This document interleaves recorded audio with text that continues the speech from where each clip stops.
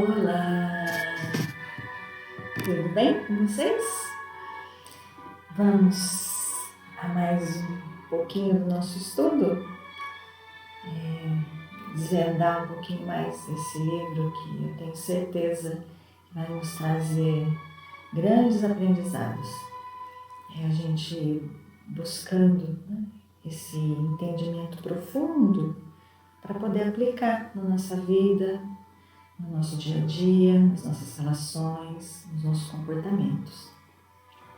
Vamos nos preparar então, como a gente faz nas nossas aulas. Se prepara para um momento especial de estudo, para que a nossa mente esteja aberta para os conhecimentos, para o entendimento e principalmente para que tudo isso fique realmente gravado e a gente possa exercitar. De nada adianta um estudo que fique somente ali nos livros ou na nossa mente sem virar ferramentas nas nossas mãos. Então vamos fazer uma respiração profunda, sentir a presença de Jesus, perceber o quanto Ele deseja que nós avancemos nessa seara do aprendizado, de tudo aquilo que ainda desconhecemos, de tudo aquilo que precisamos relembrar, de aprendizados passados que ainda não foram bem aplicados nessa existência. Essa é a oportunidade que nós temos juntos de buscar ferramentas maravilhosas para que a nossa caminhada seja ainda mais valiosa. Que Jesus permaneça conosco, nos alimentando, nos fortalecendo. E aí nós devemos a gratidão a Ele por todo o auxílio, por segurar em nossas mãos, por nos trazer a lucidez nessa existência. E que Ele leve então a nossa prece, a prece do coração, não das palavras, ao nosso Pai, aquele que nos dá todas as oportunidades de vivermos da melhor forma que pudermos. Pai nosso, que estais nos céus, santificado e amado seja o vosso nome. Venha a nós o vosso reino. Seja feita a vossa vontade, assim na terra como nos céus. E o pão nosso de cada dia, dai-nos hoje, Senhor. Perdoa, Pai, as nossas dívidas, assim como nós devemos perdoar aos nossos devedores. E não deixeis, Pai, cairmos em novos erros e tentações, mas livra-nos de todo mal, que assim seja. Graças a Deus e graças a Jesus. Agora nós estamos preparados para começar. Tirar a musiquinha e vamos lá ao capítulo 4, intitulado Vampirismo. Os nomes me assustam um pouco, mas a gente vai perceber que são nomes colocados e que não tem o significado exato, do vampiro, do morcego que suga o sangue. E uma colocação que a gente deve fazer, logo no início do capítulo, ele vai comentar da sessão que eles estavam tendo. E ele coloca que os encarnados, mesma forma que nós vimos no capítulo anterior, que eles reclamavam, que não estavam tendo a evolução que eles imaginavam, não estavam tendo claramente o desenvolvimento mediúnico. Nesse momento, André Luiz ele ressalta que, mesmo eles achando que a reunião não tinha sido escassa de realizações, o plano espiritual estava se rejubilando, estava satisfeito, principalmente o Alexandre, tão feliz que ele estava por toda a ajuda que tinha sido oferecida àqueles espíritos desencarnados que estavam lá, que faziam até fila para receber o auxílio. Então, é mais um alerta, que não é porque a gente não vê, não percebe que as coisas não acontecem. elas continuam acontecendo. Mas às vezes a gente não tem ainda essa sensibilidade, essa percepção para sentir tudo isso. Então, nunca desanimem, né? Mesmo não vendo o que acontece, se coloquem sempre com todo o amor, a dedicação, a vontade, a intenção, que o plano recolhe tudo isso e faz com que o trabalho seja realmente jubiloso, como disse o Alexandre. Vamos lá. A primeira pergunta que nós vamos trabalhar nesse nosso estudo, ela diz assim: o que significava aquele mundo novo? Que agentes seriam aqueles caracterizados por indefinível e pernicioso poder? Estariam todos os homens sujeitos à sua influenciação? Então, o André Luiz achou realmente um mundo novo, porque eram bacilos que ele nunca tinha visto, né? Ele, médico, ele conhecia, né? Os tipos de bactérias, né? Os bastonetes, né? Os cocos, né? Aqui no livro fala as cocáceas, né? Que são essas famílias de bactérias de forma redonda. Então, o André Luiz conhecia os estafilococos, os estreptococos, como conhecia, né? Os bacilos, mas aquilo que ele estava vendo não parecia com nada daquilo que ele tinha estudado, que ele já tinha visto. Por isso, né, esse mundo novo para ele, tão diferente de tudo aquilo que ele estudou. E perceber que aquilo realmente, eles tinham poder, né, porque eram colônias tão densas, né, e terríveis, porque elas eram, né, impregnavam os órgãos daqueles médiuns. E aí, quando ele, né, a pergunta é: estariam todos os homens sujeitos, né, a essa influenciação? Sim, todos aqueles que entrarem nessas sintonias, né?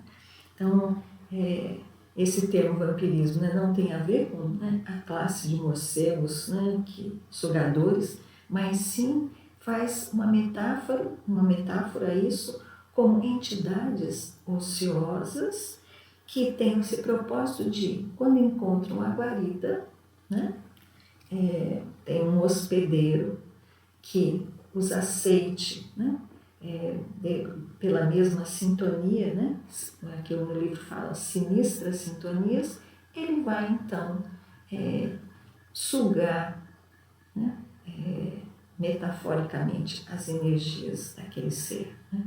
Então a gente vai ver que são essas larvas que o André Luiz via, não foram as entidades espirituais que colocaram no médium, foi o médium que criou aquilo.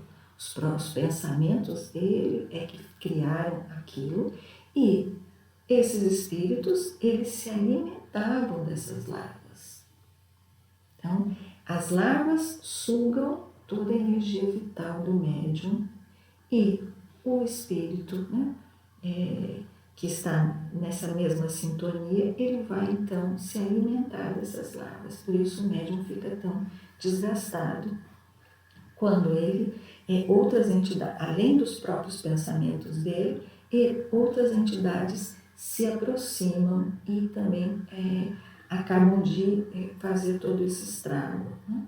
Então a gente vai percebendo que a culpa é desses espíritos? Não, a culpa continua sendo culpa, não, que eu falei que eu ia abolir essa palavra, né, no meu dicionário. Essa palavra traz, né, acho que as nossas memórias pregressas, né, e eu acho que a gente tem que colocar responsabilidade, né. Eu estou tentando tirar ela e sempre usar assim: é minha responsabilidade, não é minha culpa, mas é minha responsabilidade pelas coisas que eu já cometi. Então, por conta dessa, nós somos responsáveis realmente pelos nossos erros, pelas nossas faltas, e se nós sintonizamos nessas energias, nós produzimos essas larvas, e as entidades encontrando, né, essa mesma sintonia em nós, eles vão então se aproveitar e se alimentar disso tudo. A segunda questão vai falar: por que as doenças psíquicas são mais deploráveis, segundo Alexandre? Nesse capítulo vai falar que realmente as doenças são as psíquicas são mais deploráveis, porque diferente dos bacilos, né, como ele fala, né, ele vai falar o bacilo que provoca a febre tifoide, o que vai provocar difteria, né, o bacilo que provoca a hanseníase. Eles agem em um órgão específico, enquanto que as doenças psíquicas, elas vão dar uma patogênese na alma por um todo, porque elas são influenciadas pelas nossas atitudes. Então, ele vai colocar aqui 4 quadros dolorosos principais, né? A nossa cólera, raiva que às vezes a gente tem de determinadas situações, ou às vezes a gente alimenta a cólera, né? A gente alimenta, não é só sentir e depois deixar isso para lá, é alimentar aquilo todo dia, né? A intemperança, quer dizer, nós não sermos comedidos nos nossos pensamentos, nas nossas atitudes, né? Os desvarios do sexo, que a gente já viu no outro capítulo, as viciações de vários matizes. Então, quanto é difícil, para quem tem um vício sabe, quanto é difícil vencer um vício. E é por isso que então ele coloca que as doenças psíquicas são mais deploráveis do que as outras doenças. São mais incontroláveis, mais difíceis de lidar e de vencê-las. Não é impossível, né? Mas são bem mais difíceis. Por isso, essa questão e elas vão permanecer no encarnado, né? Principalmente quanto mais for a dificuldade, né, do ser de vencê-las. Quanto mais ele tiver nessa sintonia, alimentar essa sintonia, não ter força para mudança, aí fica muito mais difícil de curar, né, essa dificuldade, e aí fica muito mais sujeito às criações vampiríticas, né? E aí, além do ser um problema só nosso, ele é potencializado por essas influenciações. Então, potencializa aquilo que a gente... Então, quando nós vibramos numa sintonia de raiva, nós estamos num perfil, né, já de degradação nosso. Só que isso pode ainda ser piorado, aumentado, se acoplar, né, nessa nossa sintonia entidades com o mesmo teor. Então aquilo, né, que era pequeno fica maior. Então aquela nossa onda do pensamento ruim, ela consegue ainda ser muito pior porque se acoplam a ela as ondas de outras entidades. Então potencializa os nossos problemas. Por isso que a gente tem que lidar com todas as nossas questões de situações onde nosso teor vibratório cai muito, porque senão a gente fica à mercê dessas influências. Da mesma forma, se a gente está cheio de alegria, cheio de vontade, cheio de intenções boas, da mesma forma, essas nossas ondas, né, do pensamento, elas também vão se acoplar às ondas da espiritualidade superior, e a nossa alegria aumenta, e a nossa vontade de crescer aumenta, e a vontade de se aprimorar, né? Tudo cresce, se agiganta em nós. A terceira pergunta vai falar: o que Alexandre quis dizer com primeiro a semeadura, depois a colheita? Ali ele está querendo, ele quis esclarecer a dúvida dele, de que as viciações, né, da personalidade espiritual, elas produziam as criações vampiríticas, ou eram então essas entidades que, né, sugam a energia dos encarnados que criam as viciações, né? É bem claro, né, para a gente saber que é lógico que somos nós, né? Nós que criamos.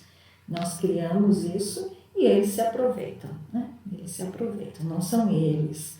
Não dá para a gente delegar essa nossa responsabilidade. Não. Eles, né, nós não fizemos nada e eles vêm se aproveitar da situação e criam viciações em nós, né?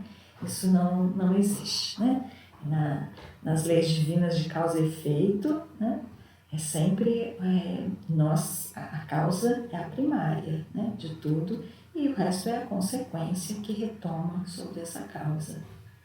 Então, o Alexandre ele tenta mostrar, né, para o André Luiz nesse momento, que ele diz assim, os sentimentos geram criações, pensamentos dão origem às formas. Então, tudo começa conosco. Por isso, essa necessidade da nossa transformação, da gente perceber tudo isso em nós para que a gente possa mudar. Senão, nós vamos ficar sempre à mercê dessas influências. Então, primeiro a semeadura, depois a colheita. Então, a gente tem que, primeiro, é a semente, né? A semente somos nós, né? E depois, o que nós vamos colher é fruto daquilo que nós fizemos nessa nossa lavoura da vida, né? Então, aqui ele coloca uma frase muito importante para que a gente possa se policiar. Ele fala assim, muita gente cultiva a vocação para o abismo, né? Pensamentos negativos, pessimistas, e aí o quanto a gente atrai de influências, né? E isso piora ainda mais o nosso quadro. Por que não pensar diferente? Por que, como nesse momento nós estamos vivendo agora, por que só pensar nas coisas ruins, que tudo vai piorar, que o desemprego vai aumentar? Não, tudo isso tem o seu tempo, a sua necessidade, nada disso está acontecendo por acaso. E nós temos sim aqui perceber aonde nós devemos inserir as nossas energias em todo esse contexto. E ainda fala, cada viciação particular da personalidade produz as formas sombrias que lhe são consequentes. Então, o que nós estamos fazendo, né, de nós nesse momento é que vai ter toda a responsabilidade das criações que nós estamos que vão ser consequência dos nossos pensamentos, dos nossos atos, né? Então, toda a responsabilidade continua sendo nossa, de tudo. Então, por isso, trabalhar, se aprofundar nos estudos, se aprofundar nos estudos da série psicológica da Joana, que vai nos ajudar muito a perceber, né, quanto poder nós temos no nosso consciente para não deixar esse inconsciente monstruoso que nós temos entrar na nossa vida e fazer essas grandes devassas. A quarta questão vai dizer assim, comente como os pais terrestres têm se comportado com seus filhos e as consequências dessa inércia. A gente vê muito isso hoje, né, nesse mundo tecnológico, em que os pais delegam muitas vezes para os celulares, para os iPads, para os computadores, a educação dos filhos. Ou para que eles tenham um pouco de sossego, também entregam toda a tecnologia para poderem conversar tranquilos, para no momento de uma reunião que deveria ser familiar no restaurante, para que os adultos conversem, as crianças ficam então se entretendo quando o momento era de aproveitar, né, para educar, para conversar, para que participem todos. A gente vê, né, que acontece muito essa questão de que os pais, né, que seriam aqueles primeiros professores, delegando a sua função primordial. O Alexandre vai falar, né, que os pais são as primeiras sentinelas, e às vezes sentinelas viciadas. Muitas vezes não ensinando os valores verdadeiros, levando os próprios filhos aos desvios de conduta. Aquelas situações, né, que o filho atende o telefone e o pai fala que eu não estou, né? Então, mostrando valores para os filhos que eles podem mais tarde repetirem, né? Acharem que pequenas mentiras são aceitas também, né? Então, é um alerta, né, que a gente precisa ter sempre esse compromisso do respeito às leis divinas. Não seguir esse efeito de manada, mas todo mundo faz assim.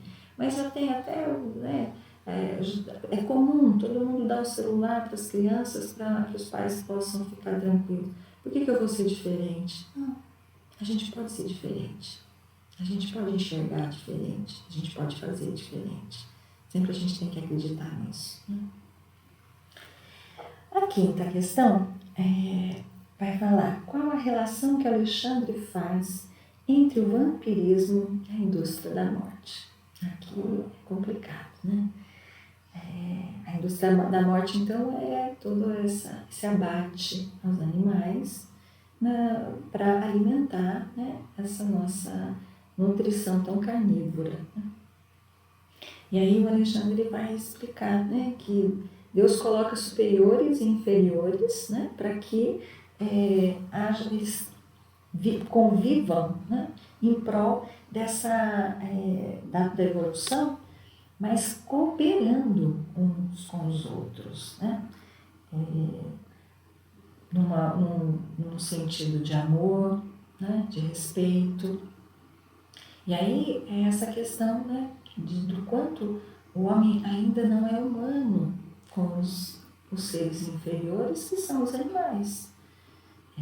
Então, por que a superioridade, a esfera superior deveria, né, agir conosco se nós não agimos com os nossos inferiores da mesma forma? E enquanto o homem já progrediu, quanto ele tem recursos para, de alguma forma, mudar, né, os meios de busca de alimentação nutritiva para nós, que não fosse com tanto sacrifício animal. A gente sabe o quanto ainda falta esse grande respeito aos animais. E aí a gente, né, vamos buscar em Kardec o que ele fala da alimentação animal.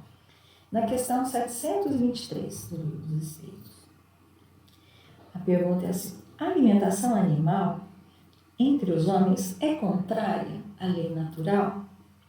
E aí a resposta é: na vossa constituição física, a carne nutre a carne. Então aqui seria já uma resposta assim, quer dizer, nós precisamos ser carnívoros, porque nós somos de carne e precisamos nos alimentar de carne. De outra maneira, o homem enfraquece. Essas são as palavras. A lei de conservação dá ao homem um dever de entreter as suas forças e a saúde para cumprir a lei do trabalho. Ele deve, pois, se alimentar segundo a sua constituição.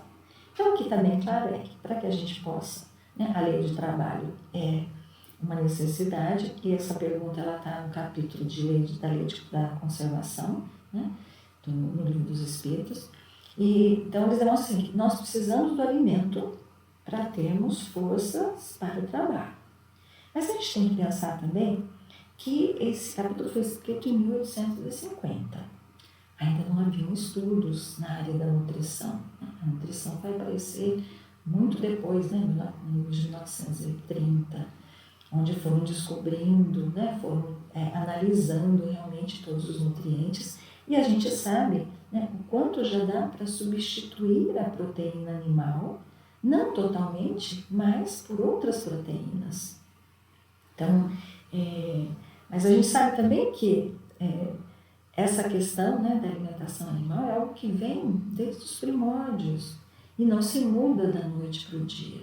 São hábitos que precisam ser inseridos lentamente na sociedade, do não abuso dessa alimentação e de um abate mais humanizado dos animais, de reaproveitar mais, né, os subprodutos dele, né, como uma alimentação baseada em laticínios, né, você utilizar o leite do animal, você fazer o queijo, né, do leite do animal, e não abater tanto pelo nosso exagero, né, o nosso excesso de alimentação carnívora ainda. Então a gente sabe que a evolução caminha para o respeito entre todos os seres e também o respeito aos seres inferiores, que são os animais. O que acontece realmente é um grande abuso, né, na nossa alimentação em relação à carne, quando a gente poderia já reduzir um pouco, utilizar, né, tantos trabalhos já foram feitos realmente que existem proteínas, né, na carne que não existem em outros alimentos? Sim, mas quanto a gente precisa dessa proteína? Será que a gente está ingerindo a quantidade ou está ingerindo em excesso? Então, uma alimentação menos focada na carne, ela será melhor, porque nós vimos lá atrás, né, no outro capítulo, qual era a visão, né, de alguém que tinha esse abuso da alimentação e com as gorduras da carne impregnadas, né, nos seus órgãos digestórios.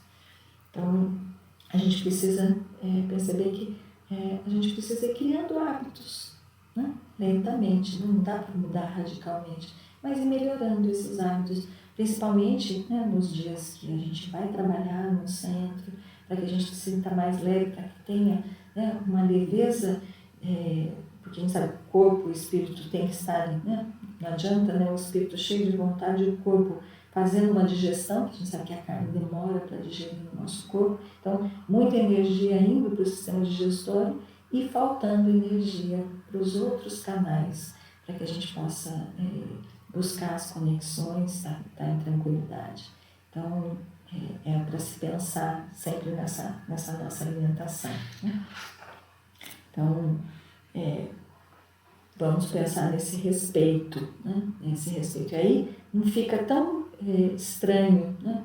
Não fica tão feio olhar e falar assim, nossa, como o André Luiz olhando aquelas entidades aí sugando as larvas, né? E é da mesma forma o que nós estamos, né? A comparação do que nós estamos fazendo com os nossos animais. Tanto é que a sexta questão vai falar exatamente isso, né? Usamos de vampirismo para com os animais inferiores, estabelecendo afinidade com os vampiros em nosso corpo por viciações de excessos de toda ordem. André Luiz pergunta a Alexandre como solucionar esses problemas. Então a gente viu assim que tudo é abuso, tudo é excesso, tudo que é feito, né, com equilíbrio, né, comedidamente, é bem diferente, né? Aí é por isso que o Alexandre é bem claro, ele respondeu assim, ele nos esclarece que os problemas são nossos. Nós precisamos trabalhar os nossos excessos para que então isso não seja, a gente não cesse a nossa evolução, atrapalhe nesse nosso progresso. Então, a gente precisa abandonar essas faixas do primitivismo, né? Nós não somos mais homens das cavernas que nos alimentamos somente de carne, né? E tem pessoas que ainda têm uma alimentação baseada somente na carne, na proteína animal, né? Já passou essa época, né? Passaram milhões de anos e a nossa alimentação ela pode ser regrada por tantos outros alimentos que a nutrição também estudou, né? Então é o momento dessa acordar, né? Para a nossa coletividade, né? A gente precisa ter esse pensamento no coletivo, pensar também nos seres inferiores. Esses abusos, né? A gente não vai conseguir realmente mudar todas as pessoas, né? Ninguém muda ninguém também, mas a gente pode mudar a si mesmo, né? Toda transformação ela deve começar dentro da gente. É o primeiro ponto. Se nós conseguimos mudar, a gente semeia, a gente dá o exemplo para que outras pessoas também acreditem que isso é possível. E vamos lá. Ele fala também, que é bom a gente relembrar, que acordar as pessoas para uma nova era, utilizarmos os animais com espírito de respeito, educação e entendimento. Então, acordar as pessoas. Que coisa bonita, né? Eu acho que a gente acorda não é impondo, não é, né, na força, não é no falatório. A gente acorda as pessoas com o nosso exemplo, convivendo, demonstrando e aí contagiando as pessoas com aquilo que elas vão achar que pode ser bom para elas também. E a última questão vai falar: o que Alexandre quis dizer para André quando o convida a observar a via pública? Esse é um grande alerta para todos nós que frequentamos uma casa espírita e que lá nós sentimos aquela paz imensa. E aí depois de uns dias parece que tudo desaba, né?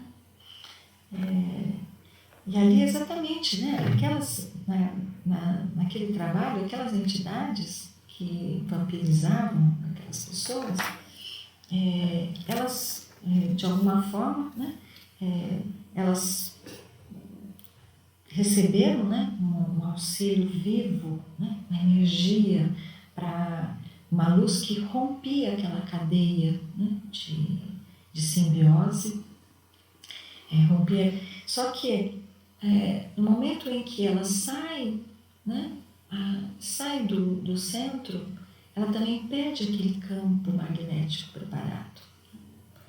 E se o pensamento dela se voltar para tudo aquilo que ela estava alimentando antes, a simbiose, o parasitismo vai continuar. A entidade vai se ligar. Tanto é que o que acontecia lá fora, né, é que ele via as entidades todas esperando, né, esperando fora do recinto, aguardando que cada um saísse de lá e eles pudessem então se comunicar novamente, se relacionar. Então, o Alexandre vai dizer, né, que o encarnado se esquece das bênçãos recebidas e volta-se novamente para as condições deploráveis que se encontrava antes. Então, esse convite, né, para observar lá fora, para ver que o processo poderia dar prosseguimento se as pessoas não realmente se transformassem, né? Por isso que não adianta a imposição. Isso é um trabalho longo de percepção, de entendimento, de busca, para que cada um se fortaleça e não estabeleça ligações, não crie situações, não dê guarida para essas influenciações. Era esse então o nosso capítulo de vampirismo. Espero que vocês tenham lido. Eu, particularmente, para esses dias eu devo ter lido umas 5 vezes, e cada vez que eu lia eu enxergava uma outra coisa em relação à carne animal, em relação ao vampirismo e aos alertas que nós devemos ter, de quanto o nosso pensamento ele pode atrair essas influenciações, né? Então a gente tem que preencher a nossa mente, manter a nossa sintonia, não se deixar levar por todo esse contágio, que esse campo magnético denso que está à nossa volta, de medo, de pânico, de desesperos, de receios, de ansiedades, de como será essa situação que a gente vai viver, mesmo depois, né, passado o medo e o pânico do vírus, da situação econômica, como vai seguir a nossa vida. Confiemos, essa é a palavra. Esse é o momento da nossa transformação. Nós estamos tentando, a espiritualidade superior está tentando fazer com que nós enxerguemos essas nossas falhas, as nossas dificuldades, que a gente possa vencer os nossos medos e se fortalecer para perceber que a caminhada ela é do espírito. A matéria está aqui para nos ensinar alguma coisa, mas ela não vai nos levar do outro lado. Mas aquilo que nós colocarmos dentro de nós, isso a gente carrega, como espíritos imortais que somos. Fiquem com Deus e até o próximo capítulo. Um beijo no coração.